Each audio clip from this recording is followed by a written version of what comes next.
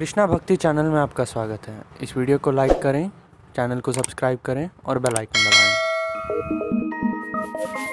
पुरुषोत्तम महात्यम कथा 23वां अध्याय।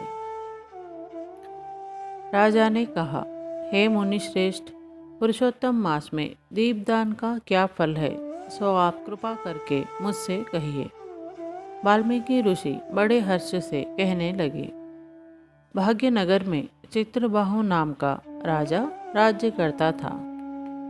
वह सत्य प्रतिज्ञा वाला, बुद्धिमान, शूरवीर, क्षमाशील, सब धर्मों को जानने वाला, शील रूप दया से युक्त पूजनीय भगवान का भक्त था।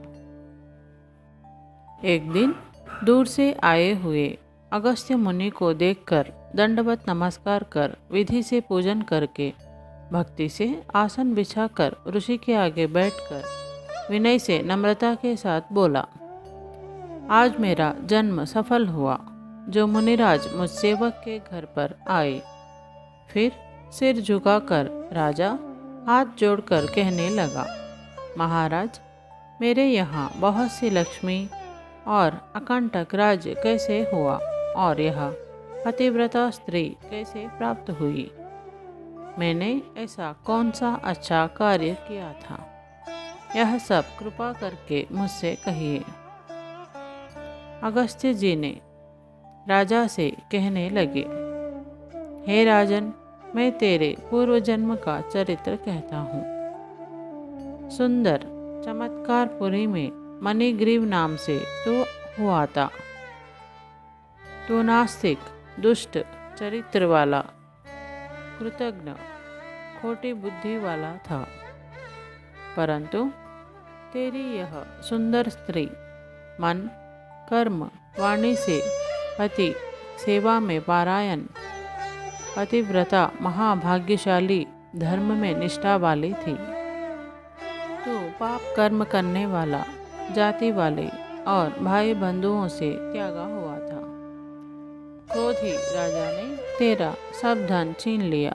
फिर जो कुछ बचा वह जाति के लोगों ने छीन लिया।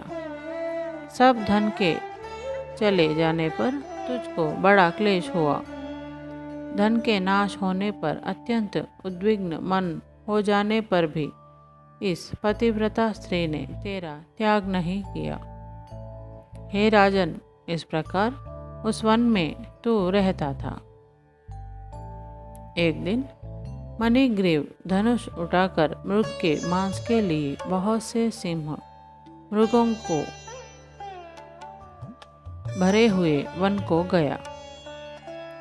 उस मनुष्य रहित वन के मार्ग में उग्रदेव के नाम से प्रसिद्ध एक मुनि दिशा भूलकर दोपहर होने से अत्यंत पीड़ित मूर्छित होकर वहां पर गिर पड़े। तब उस मार्ग के भूले हुए दुखित ब्राह्मण को देखकर तेरे मन में दया उत्पन्न हुई और तू उसको उठाकर अपने आश्रम में ले आया।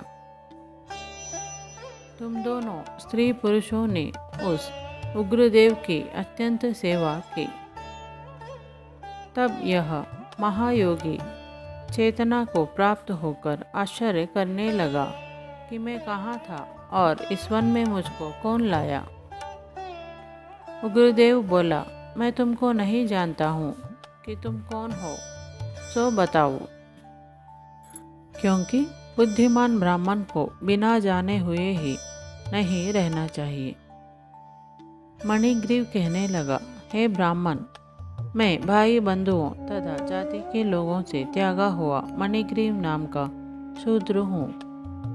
उग्रदेव ने शूद्र के वचनों को सुनकर अत्यंत प्रसन्नता से फलाहार कर जल पिया। तब मणिग्रीव ने, हे मुनि श्रेष्ठ, मनुष्य रहित बिना जल के दुष्ट सिंह व्याघ्रादिक जंतुओं ने परिपूरित इस महावन में आपको कहाँ जाना है? उग्रदेव जी बोले, मैं ब्राह्मण हूँ, प्रयाग जाने की इच्छा से इस अनजान वन में आया हूँ। तुमने मुझको जीवन दान दिया, अतः बताओ तुमको क्या प्रदान करूं? हे मणिग्रीव, किस दुख से तुम दोनों स्त्री पुरुषों ने वन का आश्रय लिया, सो मुझसे कहो। मैं तुम्हारे सब दुख दूर करने की चेष्टा करूंगा। अगस्त्य ऋषि ने कहने लगे। इस प्रकार स्त्री के सामने उग्रदेव के वचनों को सुनकर मणिग्रीव मुनीश्वर की प्रार्थना कर दरिद्रता रूपी समुद्र से पार उतरने के लिए अपने अत्यंत भयंकर अनेक कर्मों को सुनाने लगा।